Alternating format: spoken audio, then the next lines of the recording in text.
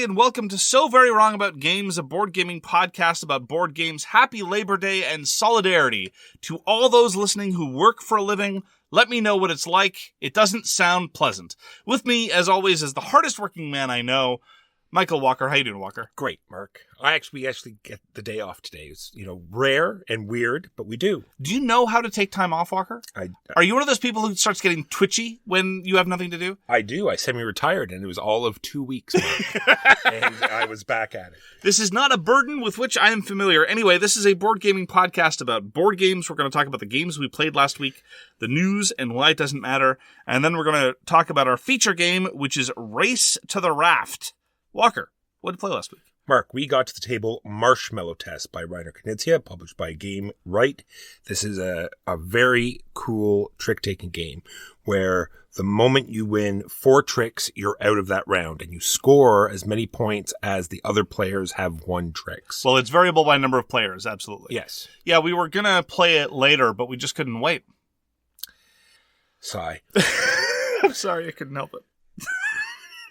So yes, the number of tricks that you win to go out will vary on player number. So you really want to make that sweet spot where you want to go out second last, and you want that last person to win, be on the verge of winning. Yes. So that way you get all of the tricks and all of the points. And that last person gets nothing.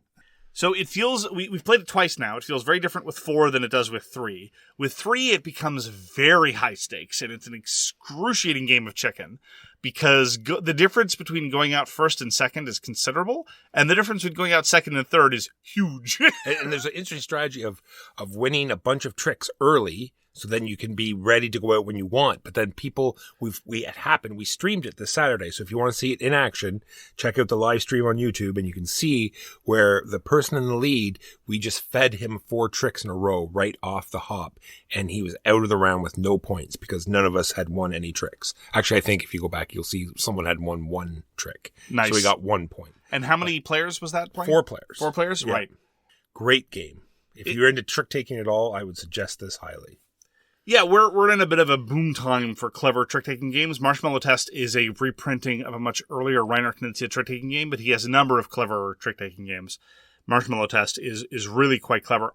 I really took to it with 3. I think it suited my playstyle because with 3 players, conservatism is very much valued. Most people who busted or got very poor scores in the rounds that we were playing with 3 did so because they didn't know when to get out when the getting was good. They're like, I'll let someone else win some more. No, do it. They got greedy, Mark. Exactly. Take your points and run.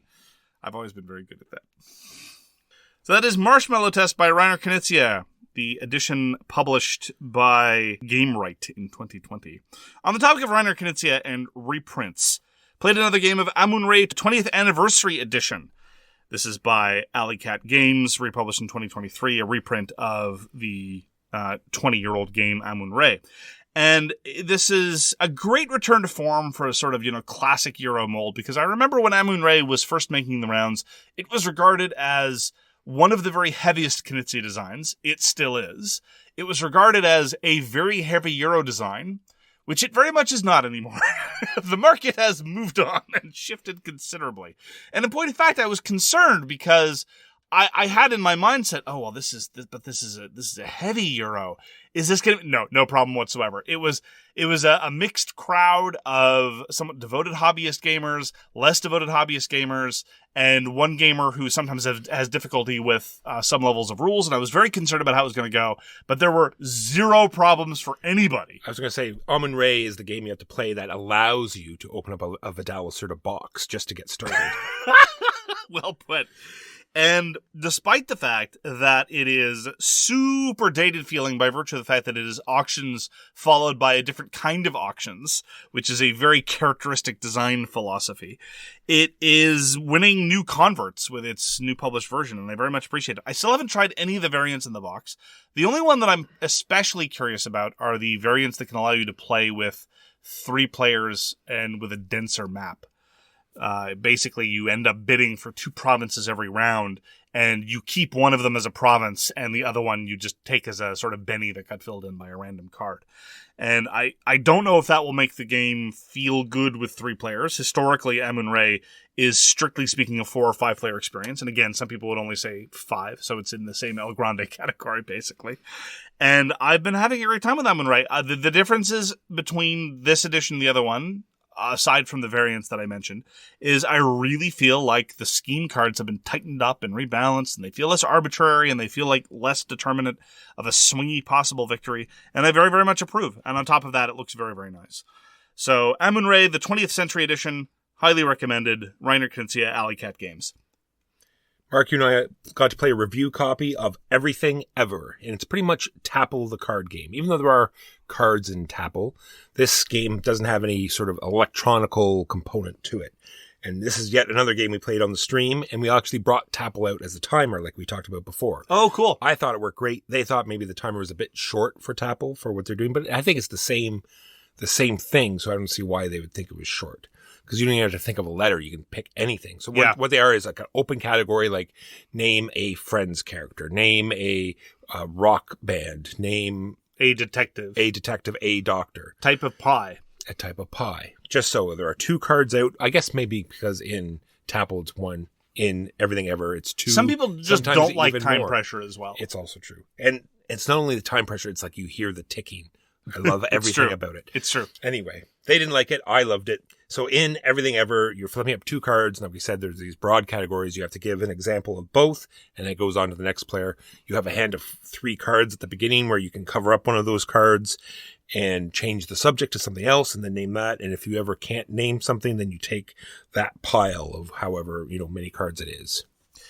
There were a couple things that I liked about Everything Ever, and a couple things I very much didn't like. The part that I liked was, as you said, you can change the categories, so you can have things hidden in your pocket. And on top of that, if you can name a single thing that matches all the available categories, then you get a bonus without going into too much detail. So for example, if the 2 cards that are faced up on the table are Type of Pie and Detective, well, you're probably not going to be able to unite the 2. But on the other hand, if you have in your hand a type of fruit, well, you can play that on top of the detective pile, and then any number of fruits can also be a type of pie, and then you're good. You know the bizarre example we got? Because I said, okay, here's an example. I flipped over 2 cards. It was something with wings. Yes. The other thing was something that flies. And I was just like, well. At that point, it's a gimme. I was going to say, if we leave those 2 cards out too long, we might get 4 cards out at once. Then we'll be in lots of trouble. So that part I thought was neat. I liked that part. The part about Everything Ever that I don't like are twofold. Number one, the sort of loosey-goosey nature of the time pressure. I'm not saying it needs a timer. It's just nobody wants to be that person at the table. It's like, you've taken too long. Here you go. Take a penalty. Like, that's not fun. Saying, I think what you've said doesn't match the category, that feels more legit. But, you violated some sort of timing. Yeah, but they made it kind of light with that card. There's a penalty card, so everyone has a card in front of them. You can flip it up and say you've been warned, and then you flip it again, and they get the actual penalty. Right. So maybe it's a little lighter. Maybe it's still bad feels. I just don't. For me personally, I don't think in Everything Ever I was inclined. A number of times I felt people were taking too long, or longer than I thought were right, or I felt I was taking too long. But I didn't feel as comfortable inflicting the penalty for time lapse because it's less definitive, as opposed to, well, I can just make an argument that A doesn't belong under category X. Anyway, the other part that I did not appreciate about Everything Ever, and where it's in direct competition with Tapple, is the memory element. And again, some people, it's kind of like hidden trackable information, right? Memory is not a thing that board games should track. I'm not saying that. I'm saying that I did not enjoy having to remember what everyone said over a given category. And so that pressure is utterly absent in Tapple because the key's been depressed. You can't say Batman again because the B has been taken. It's gone. And so that part was less to my preference. This is actually by Nathan Thornton. He of Green Team Wins. And I have to say that this is enjoyable, but it's no Green Team Wins. And it's no Tapple. I have to say that between Everything Ever and Tapple, I would take Tapple 10 times out of 10. True, but there are other reasons why you would take it. Like I said, it takes no power. If you want to take it to a bar or a restaurant, you don't want Tapple banging and clicking and making noises all over. I don't. What are you saying? I'm saying that would bother other people at other tables, Mark, and we don't do that. I would tell them that they should stop drinking so loud. They're disrupting my tapple. You probably would. I would. But so in some circumstances, I think that is a decent, a good alternative. Fair enough. And that was Everything Ever, designed by Nathan Thornton and published by Floodgate Games. On the topic of strange memory elements, we also get to play Sushi Boat. Sushi Boat is by Dario, Massarenti, and Francesco Testini, published by Japanime Games, sort of an Italo-Japanese collaboration here. And okay, let's start with why you got it. Okay. Yeah, this is a Kickstarter that you backed. There was a Kickstarter, and it showed this large boat, an actual boat-shaped piece of wood, and you actually took plastic dishes that depicted sushi, and it sort of portrayed it as a conveyor belt system. You'd slide the sushi dishes along a conveyor belt. I have great memories of this type of thing. I knew that the game wouldn't be very fantastic, but just this moving mechanism of sliding these dishes along a conveyor belt, I knew it was going to be some sort of set collection type thing. I said, oh, it's going to be good for a go. And it wasn't like overly expensive. And I don't think it was overly bad. We've played worse games, but. Oh, yeah. It is difficult to convey how successful the physical gimmick is, because it is extraordinarily successful. The kind of plastic they used on the dishes themselves and the kind of wood they used on the boat itself are sufficiently engineered that the conveyor works real well, despite the fact that it jogs at like a 45-degree angle near the end, and it's pretty seamless. It's effortless to shove one in and the other gets shoved out the end. Anybody who's struggled with the game Niagara, for example, the old Days of Wonder game, where it kind of almost but really didn't work at all, this is no Niagara. Sushi Boat is quite impressive as a physical gimmick. The part that I found surprisingly obnoxious was precisely the memory element. There are two memory elements in Sushi Boat. One of them was fine, and that is every once in a while you're expected to remember/guess what color dishes are hidden at the juncture. You can see the entrance and most of the dishes at the entrance, most of the dishes at the end, but there are like 2 plates that are hidden at the end by another piece of wood that says Sushi Boat. I don't know why they made it this way, but I guess it's just so you can guess. All right, whatever, that's fine.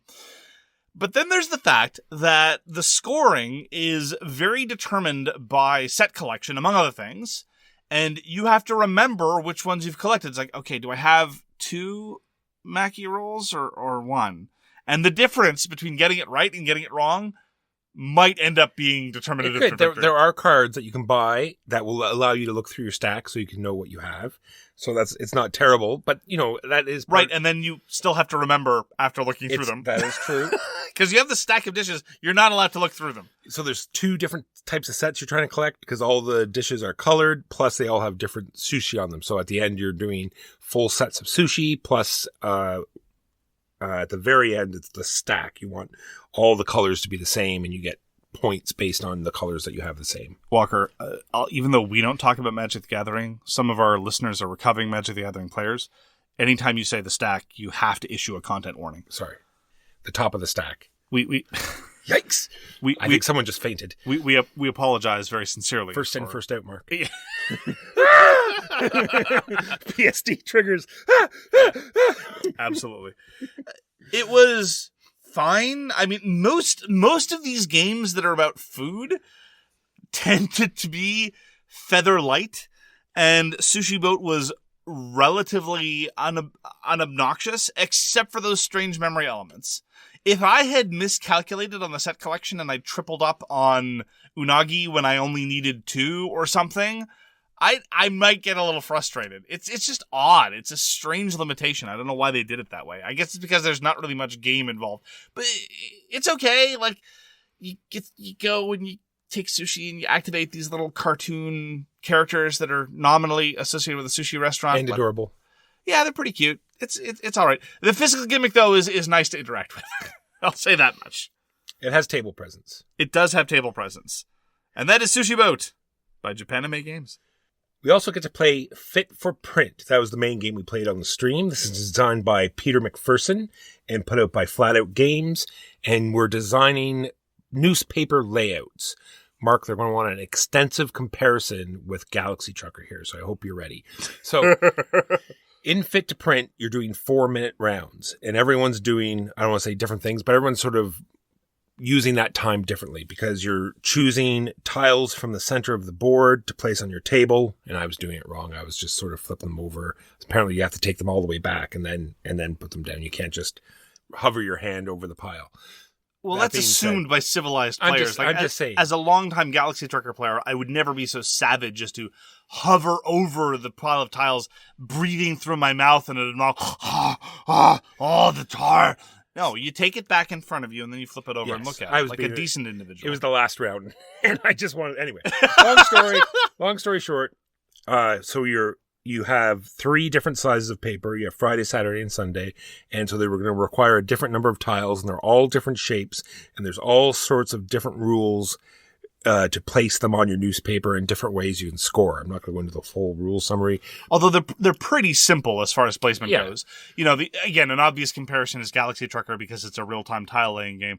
The placement restrictions are very, very simple in comparison to Galaxy No two Trucker. colors beside each other, no pictures beside each other, no ads beside each other. Yeah, stuff just like no that. two of the same type, basically. And then That's there's good about it. news and bad news, and you want a even number of those.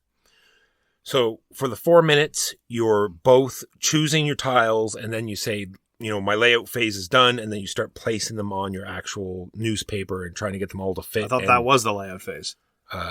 No, there's layout means I'm going into layout, and then print means you're done. Got it. You're done the paper, and you go in.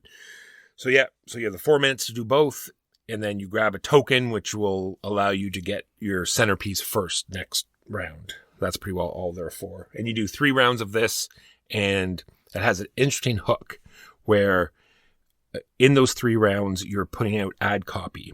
And you're not getting any points, but you're getting money. And unfortunately for the person who's made the least amount of money, their newspaper goes broke and they cannot win. It is a divisive scoring element, to be sure.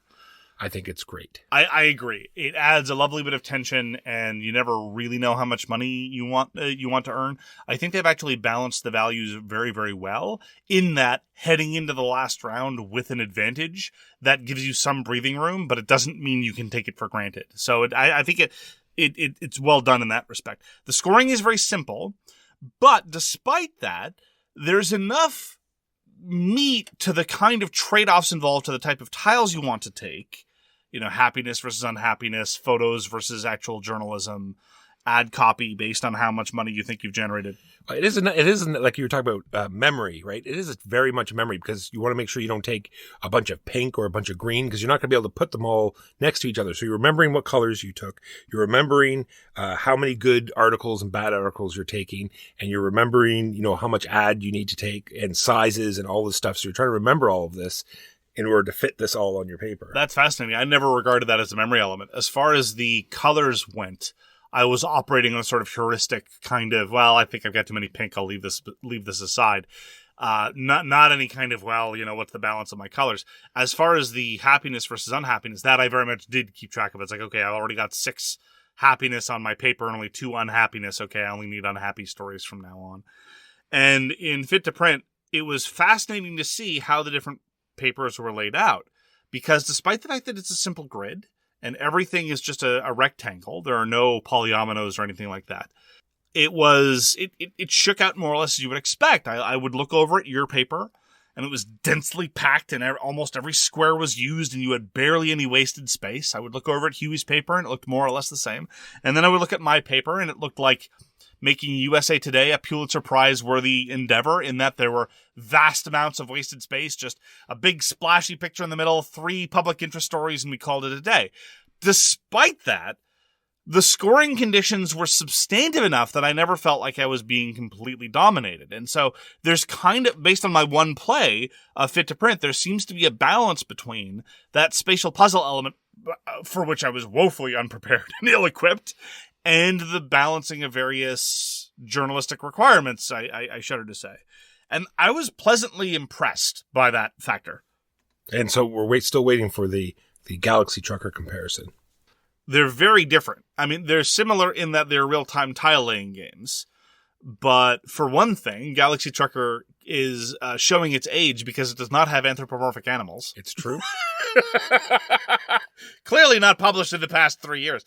And it's much rules heavier and longer. Anything I say, it's going to sound like I'm harping on Galaxy Trucker. But yes, Fit to Print would be very much easier to teach and is much shorter for sure. Yeah. When I'm playing Galaxy Trucker, I am making a ship to spec for a variety of specific challenges, whereas in Fit to Print, I'm just maximizing points, which is fine. It's 3 4-minute rounds. It's a very, very quick game.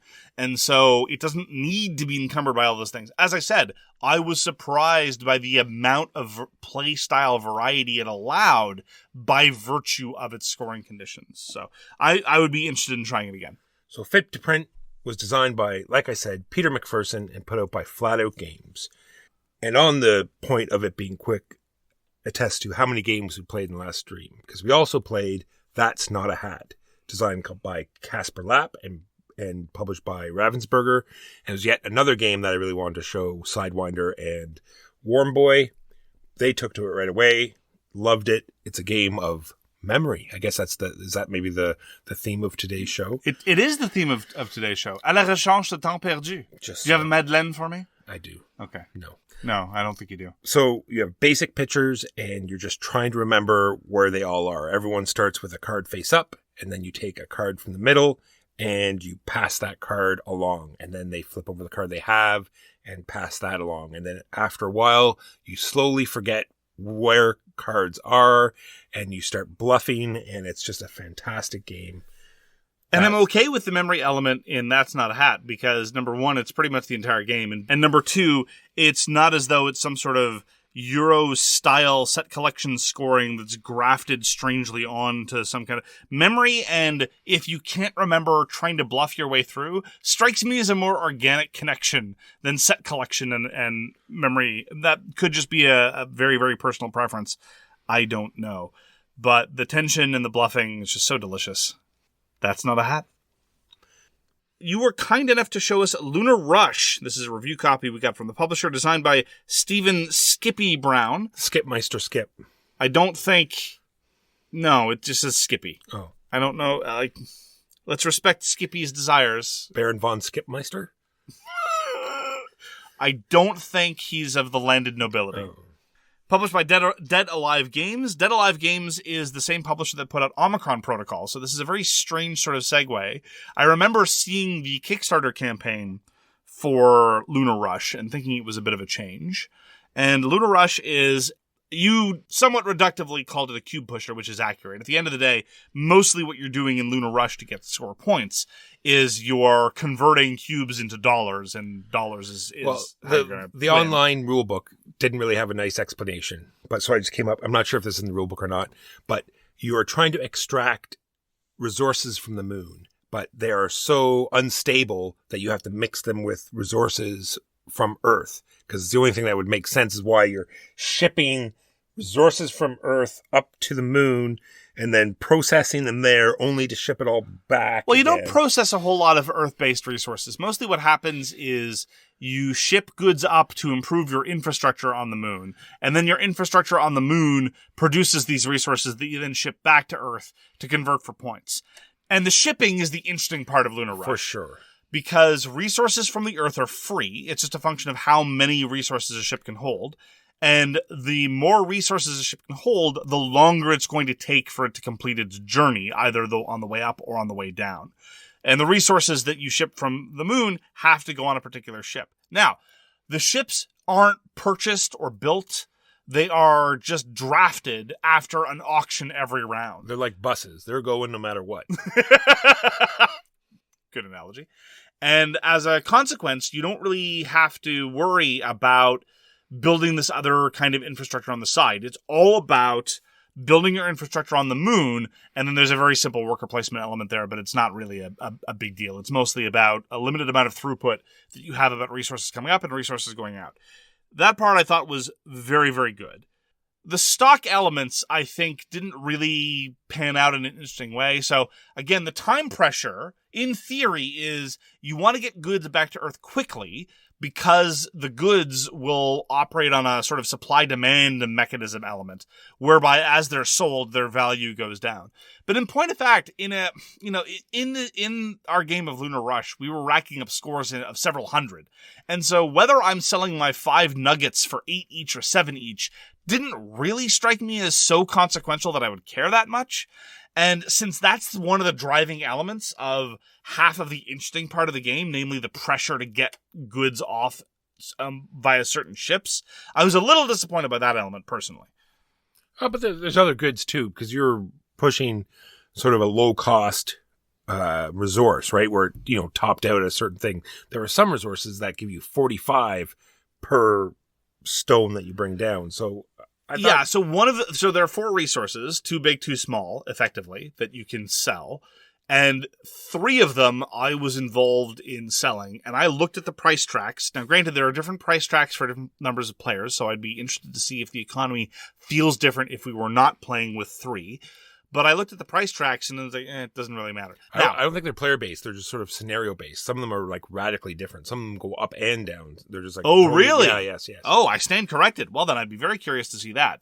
Because the only one that struck me as particularly price fragile was the most valuable resource. It went down rather precipitously in terms of its value, but the other ones I just didn't care. I made a simple heuristic decision at the top of the game. It doesn't really matter when any of these get home. And as a consequence, I was almost entirely fixated on volume going back to Earth, and there was the speed/volume trade-off that was very, very pointed about getting stuff to the moon to improve my infrastructure. Again, that part I thought was really interesting. Very rules light, given the other games to which Lunar Rush should be compared. Economic throughput, delivery considerations. Like cube pushers. Yeah. That having been said, the rule simplicity was definitely added to by the fact that most people at the table completely ignored some of the optional modules. There are these game-unique buildings, effectively. They're called gold modules.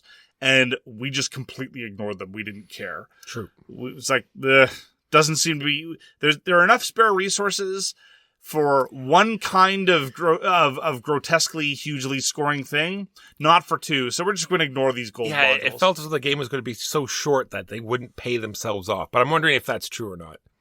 It's possible we were just playing very, very suboptimally. Yeah. I'd be willing, as I say, I'm interested in seeing how the economy feels different, either at different player counts or with different scenarios. And it is possible that with more experience, you start internalizing the economic conditions in such a way that you would be able to focus on those things.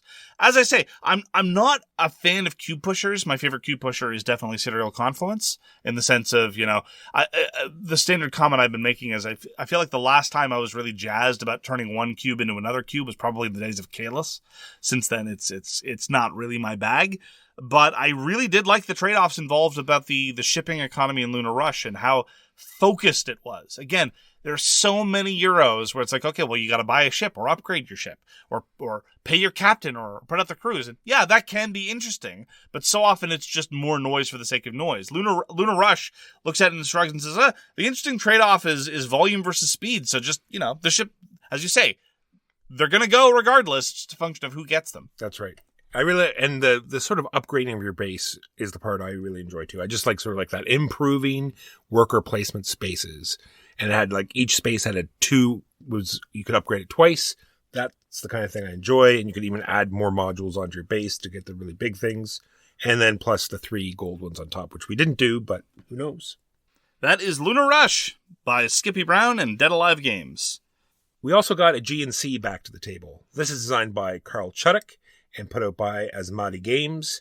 Full disclosure, Asmadi Games is owned and operated by a personal friend, Chris Cheslick. And I have been at a wedding with Chudyk. I was not marrying him, nor was he marrying me. But mostly at the table we discussed So You Think You Can Dance Season 4 with other individuals. Again, I defy anyone to find disclosures as detailed and precise as the one offered here at So Very Wrong About Games.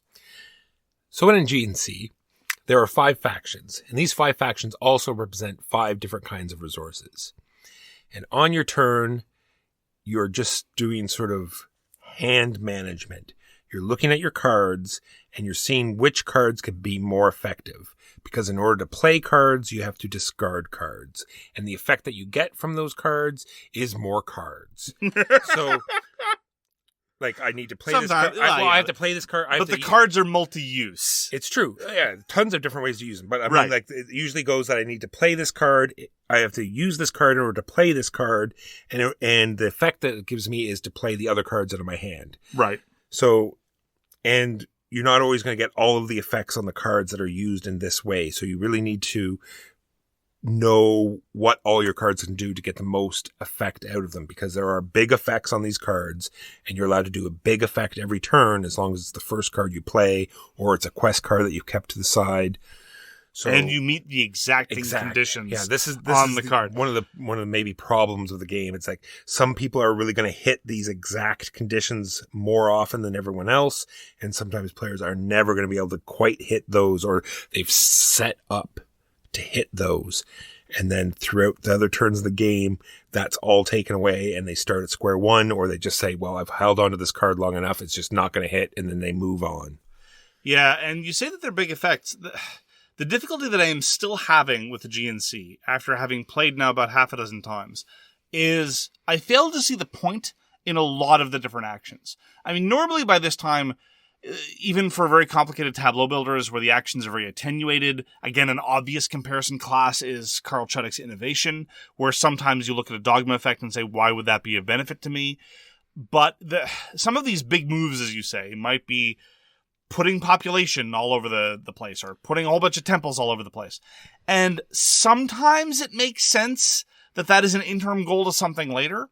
But at the end of the day, and normally I love this in games, the scoring is very focused. And if you're not doing those things to get you points, which you might only need to do about 2 or 3 times over the course of a game of Aegean Sea, then sometimes it just feels like you're shoving cards around for no particular reason. And it's very baffling. It's true. Because trying to figure out why that's a thing, but it's just so efficient. Because normally to get one temple out, it's, an array of 3 cards to do that. With these big effects, sometimes you could put 5 temples out for 1 card. Right. Actually, that's a lie. It is 5 temples out for 6 cards. Right. Because everything has to come from your hand. This is one of the many counterintuitive elements of Aegean Sea that trips people up. So, you finally manage to, you think, trigger a card that says, well, if it's rainy on a Tuesday, you get to generate 3 temples in one location and 2 temples in another location. You're like, aha! And then the sad rules explainer, usually me, I say, well, yeah, but the temples have to come from your hand. They're like, oh. All right, and then they go do something else. This dissipates. This confusion goes away soon. The confusion that persists for many people, even their 3rd, 4th, 5th play of Aegean Sea, is the relationship between a card's type and its goods preference.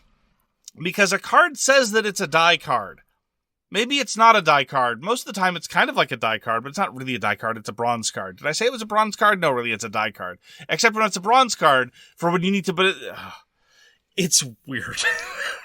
Or you play this wood card that generates a wood. So you'd think you just, slide that card. Yep. It's a wood card. I'm going to slide. I generated a wood. Don't do that. No. That card.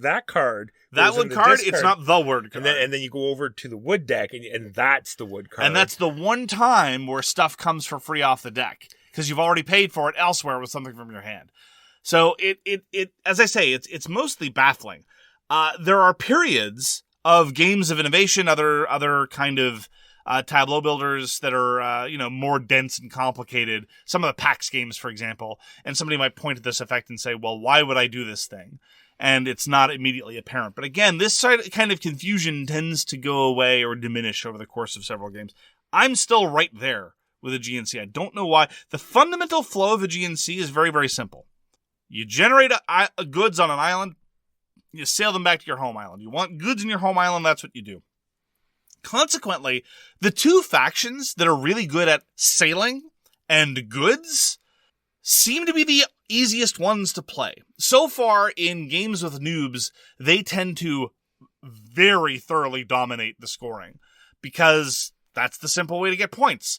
Whereas, if you're really good at temples, population, or die, which is a weird thing, like island propagation, broadly speaking.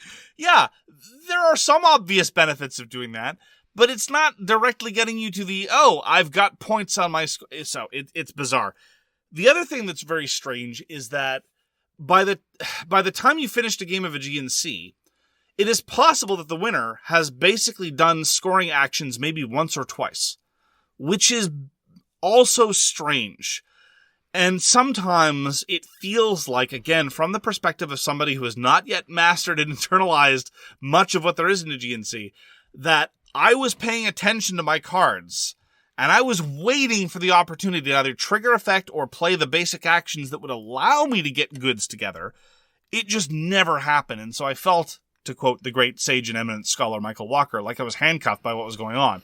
Meanwhile, again, those factions that drown in sailing and goods actions are like, oh, no thing. So, and it's very frustrating the last round as well, too, because in lots of games, there's that big last turn. It's like, okay, this is the last turn, no problem. Right. I'm going to cash everything or do that big combo or do in Aegean Sea, more likely than not, you will do nothing. Right. Because the consequential scoring actions are few and far between and hard to pull off. Not hard to pull off in the way that some of the other effects of Aegean Sea are hard to pull off. Like, I've read this card, I need there to be one population and one enemy temple at 3 different islands to pull off this specific thing. That's one thing. If more of those effects for all the factions were focused on scoring, then I could feel like I was building towards something. Very often in Aegean Sea, I don't feel like I'm building towards anything. I'm just cycling through my cards hoping for something to happen, which I don't find pleasant. Even at my most confused moments playing Glory to Rome, PAX games, Innovation, these other weird tableau builders, not that Aegean Sea is a tableau builder, it very much isn't. I feel like there are things I can do in the short term to shore up my position for later in a comprehensible way. I don't know if Aegean Sea will feel like that to me after a few more plays or not, but I'm not there yet, and I still find it unsatisfying as a consequence. I find it interesting that it's so much different than other games. Oh, it's very, very different from other games. And so I'm interested in trying it more. But that is Aegean Sea by Carl Chudyk and put out by Asmati Games.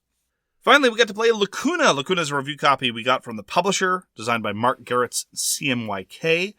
And Lacuna is a marvelously tactilely and visually satisfying positional abstract that takes about 30 seconds to explain and then another about 5 to 10 minutes to play. And frankly, despite the fact that it is a genre of game that I typically do not enjoy, I have yet to get remotely tired of Lacuna, and I've been playing every chance I get. Walker, what was your impression of Lacuna? I think it's fantastic. Plays super fast.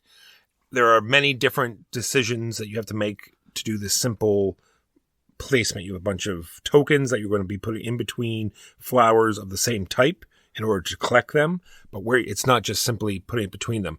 There is, because at the end of the game, you're going to be collecting all the flowers that are closest to your pieces. And so there's placing that to get close to a lot of pieces, but there's also a way that you can place it that you'll block the path between 2 other flowers. Even though they can place it anywhere in there, now they're going to have to place it in a way that's going to be away from the flowers that you're sort of protecting. I liked everything about it. It's got this surprising vibe of almost area control in the sense that you're blocking off various quadrants or sections of the board, even though there is no board. It's like, well, that kind of area is claimed by me. And then sure enough, Walker finds a way to horn in on that territory and effectively alienate me from the flowers that I was planning on collecting, and now I'm just getting 1 or 2 when I thought I was getting 5. It's really clever, super approachable, marvelously delightful. Lacuna is just endlessly pleasing. That is Lacuna by Mark Garrett, published by CMYK. Now we take a pause to pay the bills.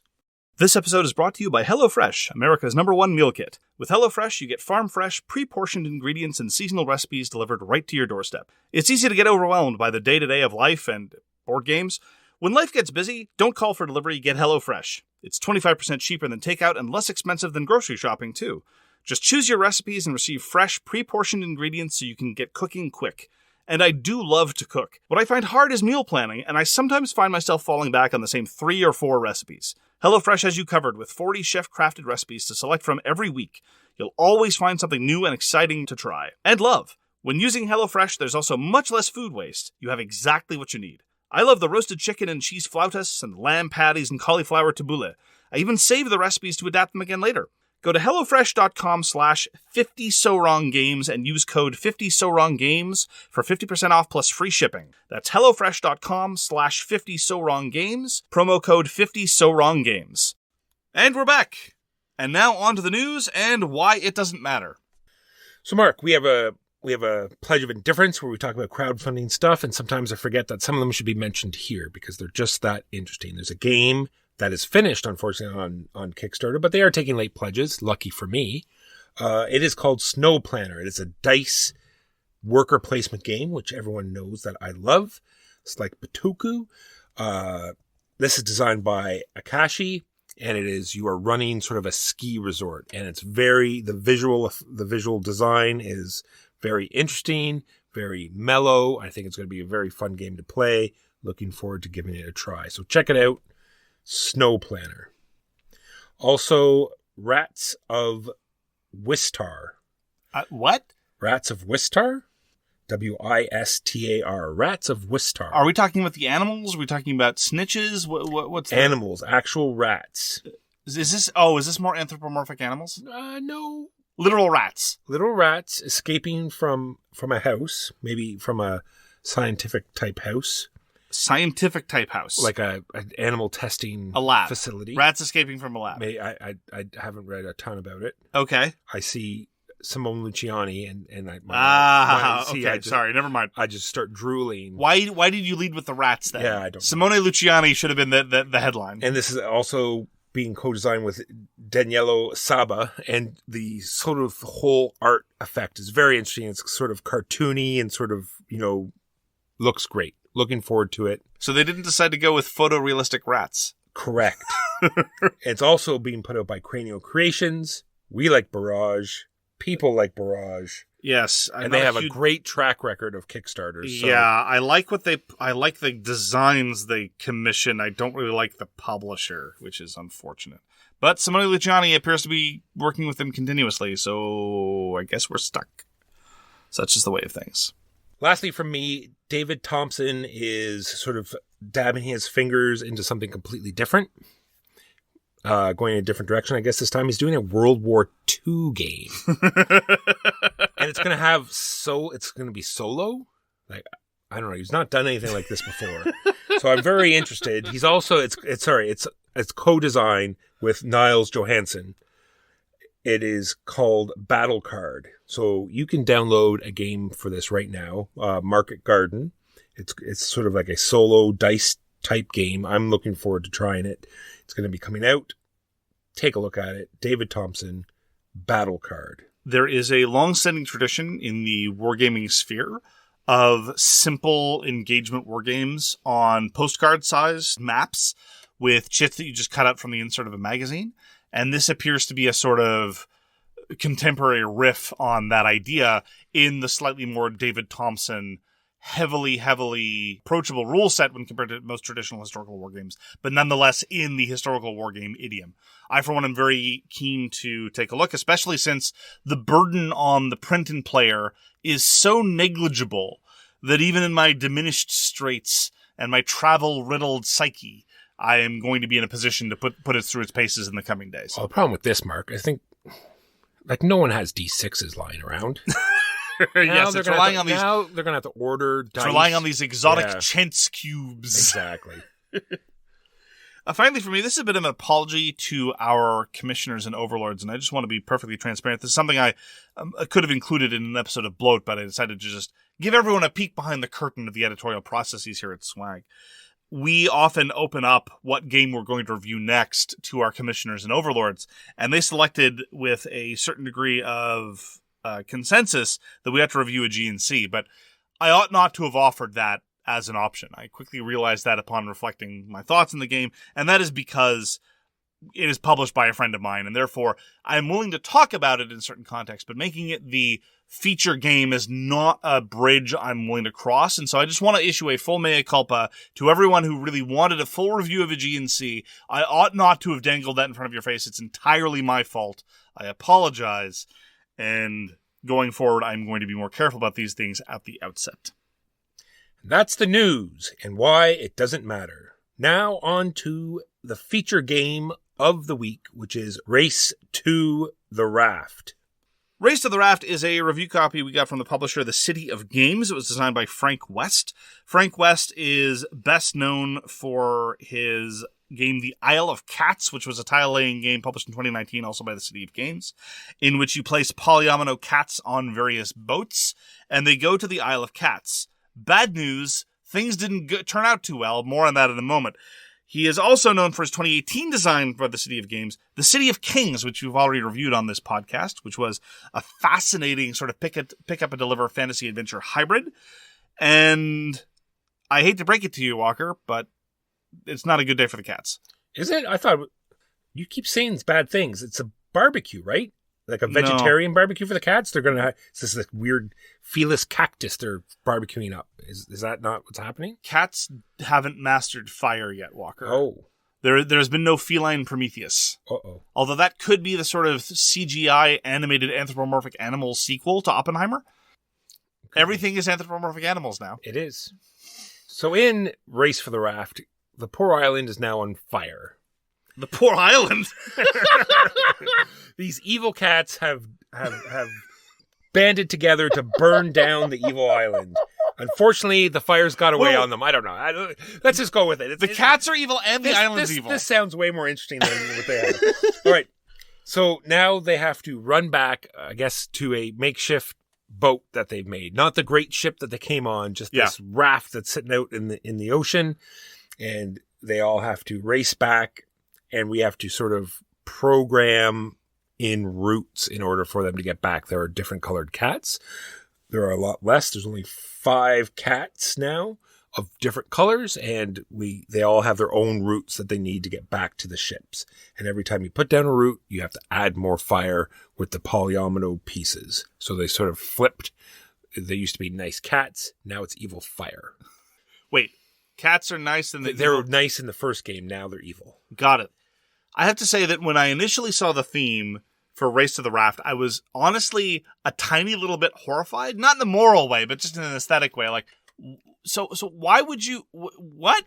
Because if you... Smokey the Bear does not approve of these cats. Right, because if you lose the game, literally what that represents is a cat being surrounded by fire. That is how you lose. It's true. And you don't go to the grim, obvious conclusion of that. But we're talking about an entertainment market where you can do whatever you want to people, but you certainly can't show an animal being harmed on screen. You definitely get it. So I was a little shocked. But then I thought, this is actually quite perfect. In the first game, you represented a considerable effort to board and then presumably eventually offload all these cats to this island paradise. An island just for the cats, the Isle of Cats. And now, the cats have messed it up somehow. I don't know what happened. Presumably there was a candle on a table, and some cat was like, nah, I'm gonna knock that off. And now, the cats need to get off of this burning island, but they're not gonna go just anywhere. You can be like, look, there's a straight shot. There's a clear path between you and the boat. It's like, I only want to walk along orchards. Yeah. That's desert. Yeah. I don't want to walk around a meadow or a desert. I only want to walk on orchards. I'm going to sit here and lick myself until you give me my orchards. So I think actually this might be the most cat simulationist game in history. Very catty. Yeah. Anyway, so getting back to the actual game of Race to the Raft. It is a co-op tiling game where the tiles are cards. They're these 3x3 cards. And as Walker says, you have to give the cats a path from where they are to the comparatively janky raft to get them off. And you don't have to do that path all in one go. You could, although we a lot of the time made it all in one go, but you could step them down because obviously paths are eventually going to have to cross. So you could get the red cat sort of halfway there in order for you to let the purple cat go through, stuff like that. Yeah, the key pressure is every time you lay a card, every time you terraform the board, because the board starts off as this kaleidoscopic, day-glow, Technicolor mess, that the cats will refuse to traverse. And so what you need is a solid line of the same color from point A to point B. The trick is, every time you lay down a card, you have to put down a fire tile. There are, and I'm going to emphasize more of this later, there are 50 plus scenarios of Race to the Raft. And even in the easy ones, the ones that are rated as easy, and the ones you see the board set up and you figure, oh, that won't be too difficult. The moment you have to start putting down fire, there is no good place to put down the fire. You identify areas where it is less terrible to put the fire. And even those areas fill up real fast. And that's one of the reasons why, and we've done it, you're right, we don't tend to do it too often, but we've done it, even on the easier scenarios, to move a cat halfway to the raft, because then, presumably, all the places that the cat left, you can then burn. Yeah, backfeed in the fire. Yeah, exactly. And they've done a great job of making these fire tiles super obnoxious. They're not quadromonos. They're not tetromonos. They're these varying sizes and shapes. One of them is a burning cross. Little oogie. But anyway, they tend to be big and ungainly, and they don't really fit super well together. And anytime you get them to fit reasonably well together, it feels like a minor triumph. It's obnoxious in just the right way. The amount of pressure and tension that you get from every move is really well done, I think, in Race to the Raft. Yeah, and I really love how they introduce all sorts of different rules. Like you said, there's 50 different scenarios. There's sort of like an introduction for every new rule, sort of show you, handhold you through how it works. There's like scenarios where you have to keep cats close together. There's scenarios where one cat has to go up and sort of rescue. The green cat has to rescue the other green cat, and then now they can both move out. Stuff like that. There's also, on top of the 5 different paths that you have, there's also a chalk path on some of these tiles. So one cat needs to actually follow a line that goes through all these different colors. It's very interesting. It's wild. And my chief suggestion to anyone playing Race to the Raft is, if you find the introductory scenarios to be relatively straightforward, just start skipping. The rulebook is like, we strongly recommend you play an entirety of a tutorial. No. There's a whole bunch of scenarios. Play whichever ones you want. Play them in any order. Play one that's too hard for you and figure out you gotta go easier. Do whatever you like. Don't feel married to the idea of like, well, we're gonna play with the same rules 3 in a row. Skip to the full rules if you want to. The other scenarios, frankly, are more interesting. To be frank, the ones where you really start feeling more of the pressure, where you really don't know which cat to move first, feels like you have more of a sandbox situation. So how the game works is there's a very big sort of communication rule, because if everyone could just talk openly, I think the game would break and it would be a little too easy. Break is a strong word. I think this is concerns about quarterbacking. True. But I mean, like, you could game it out in such a way that it would be much easier to win. Possibly. So there's no turn order. You just start, you can sort of say things like, my card works pretty good. You have open talking before you draw any cards, and then everyone draws 3 cards. And then you're allowed to engage in, and this is the part where the communication rules, they work fine in practice, but if you're interested in pushing them, they wouldn't withstand solid scrutiny, which is, well, you can comment on the relative virtue of various cards, but don't say how many squares there are of red. So you can say typical Gloomhaven. Yeah, exactly. Mission cards, yeah. No, exactly. Well, actually, I think of it as Shadows over Camelot rules restrictions, right? You have cards that go through 1 through 5, and you're like, this is a good card. Is it a very good card? No, it's just good. It's like, okay, they've got a 4. And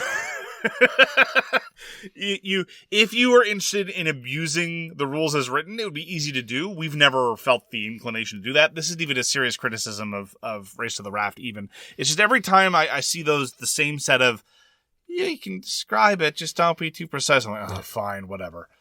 And so there are also tokens that you hand out, depending on how many players there are.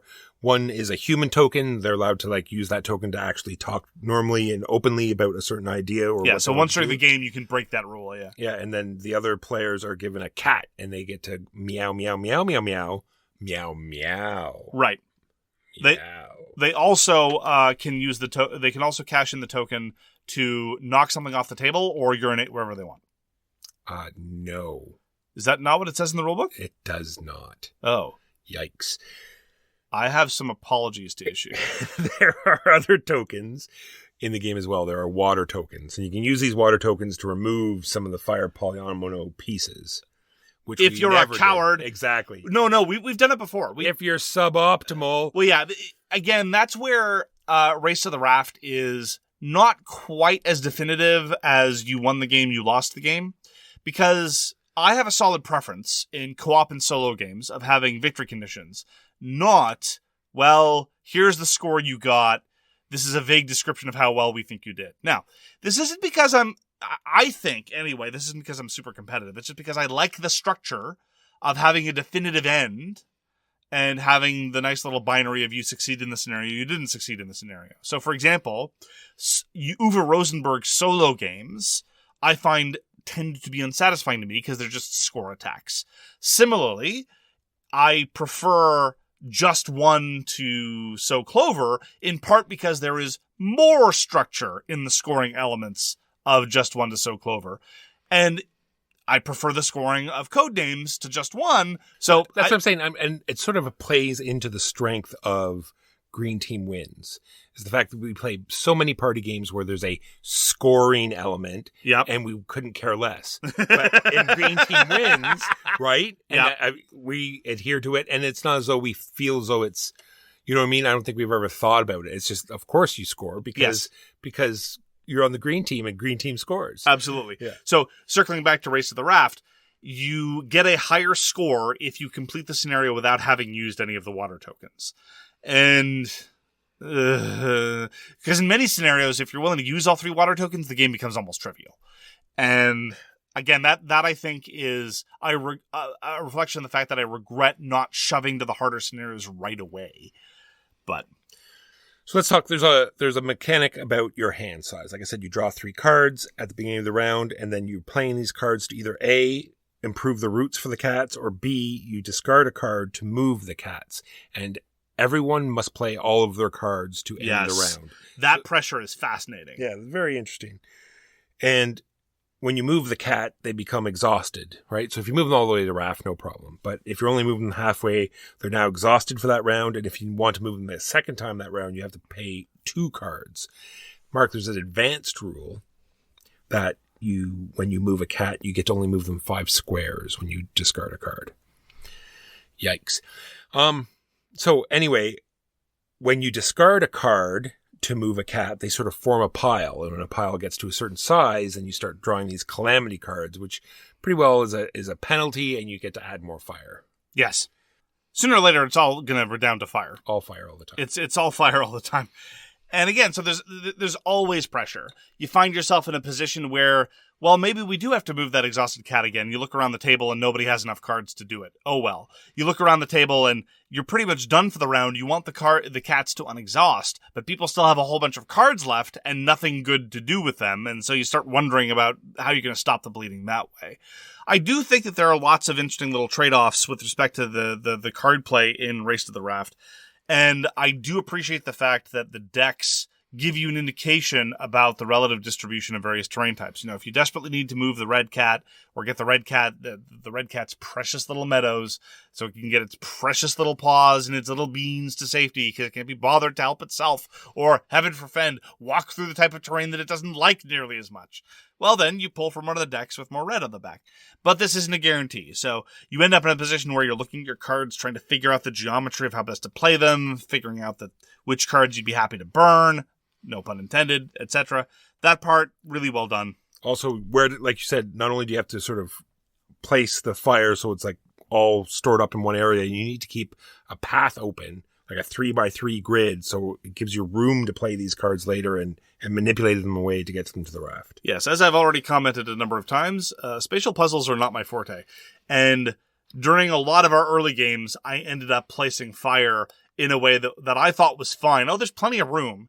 Yeah, there was plenty of room for a cat to get through, but there wasn't any room to play a card where we needed to play a card. That may have contributed to the instances where we actually used the water tokens to get rid of fire tiles. I'll claim responsibility for that. But such is the way of things. It's not overly tricky, right? You're not going to build yourself into a corner. And I think that's one of the reasons why the water tiles exist. So you don't build yourself into a corner and realize halfway, a third of the way through a scenario that you've lost. Not that a given scenario is particularly long in the first place. it is nonetheless the case that despite the fact that it is a very approachable game, that people do feel an internalized kind of pressure. At least in our group, right? Somebody's got a fire tile in their hand, and they don't want to make the group lose. And they're looking at the board and saying, where should I put it? We're like, we can't tell you. They're like, and then they put it there and it's like, well, that's the last place you should have put it.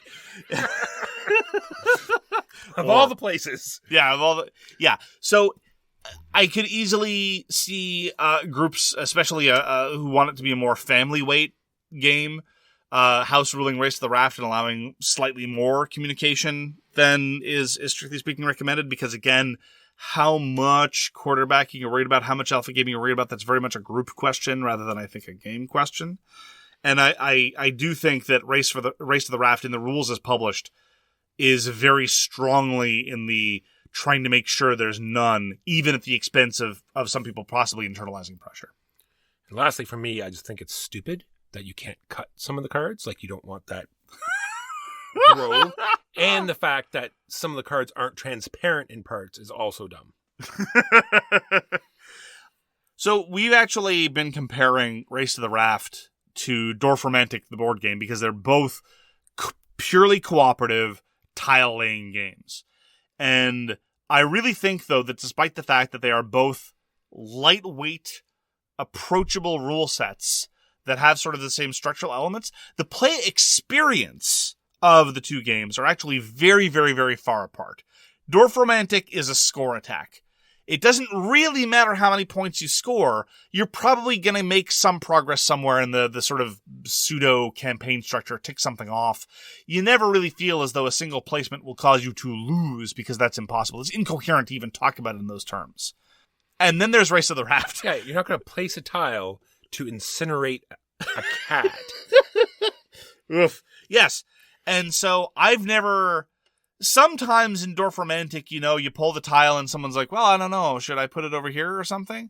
It's nowhere near the same sense of internalized burden that one gets. Part of that is exactly right. It's the theme. Part of that is also the communication restrictions.